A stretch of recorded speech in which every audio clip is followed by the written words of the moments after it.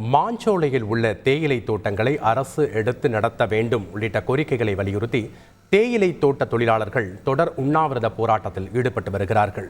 இது குறித்த கூடுதல் தகவல்களை செய்தியாளர் ராமசுந்தரத்திடம் கேட்கலாம். வணக்கம் ராமசுந்தரம், உண்ணாவிரத போராட்டத்தில் ஈடுபட்டு வரக்கூடிய போராட்டக்காரர்கள் முன்வைக்கக்கூடிய கோரிக்கைகள் என்ன? அங்க இருக்கக்கூடிய கள தகவல்கள். நெல்லை மாவட்டம் மேற்கு தொடர்ச்சி மலைப்பகுதியில் அமைந்திருக்கக்கூடிய அந்த மாஞ்சோலை, நாலுமுக்கு, ஊத்து, காக்காட்சி உள்ளிட்ட பகுதிகளில் தேயிலை தோட்டங்கள் கடந்த 100 ஆண்டுகளுக்கு மேலாக செயல்பட்டு வருகிறது.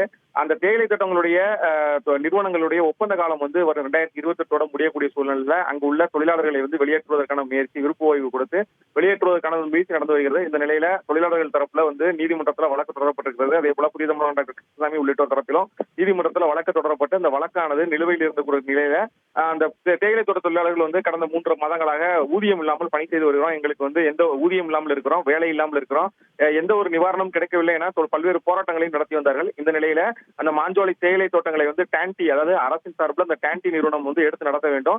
அங்க உள்ள தேயிலை தோட்ட தொழிலாளர்களுக்கு அந்த நீதிமன்ற வழக்கு முடியும் வரை மாதம் ரூபாய் 10,000 நிவாரணமாக வழங்க வேண்டும். அங்குள்ள தேயிலை மாஞ்சோலையில் உள்ள தேயிலை தோட்டங்களை நபர் ஒருவருக்கு 1 ஏக்கர் நிலம் பிரித்து கொடுக்க வேண்டும்.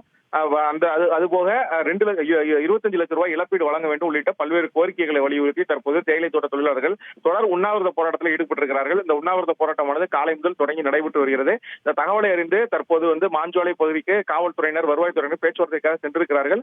அது பாதுகாக்கப்பட்ட வனப்பகுதி என்பதனால அங்கு தொலைத்தொடர்பு சாதனங்கள் எதுவுமே இல்லாத நிலையில தற்போது அங்க பேச்சுவார்த்தைக்கு சென்ற நபர்கள் அங்க பேச்சுவார்த்தை நடத்தி அவர்களை அங்கிருந்து கலைந்து செல்வதற்கான ஏற்பாடுகள் செய்வதற்காக இங்கிருந்து சென்றிருக்கிறார்கள். தற்போது இந்த பேச்சுவார்த்தைக்கான பணியும் தொடர்ந்து நடந்து வருகிறது.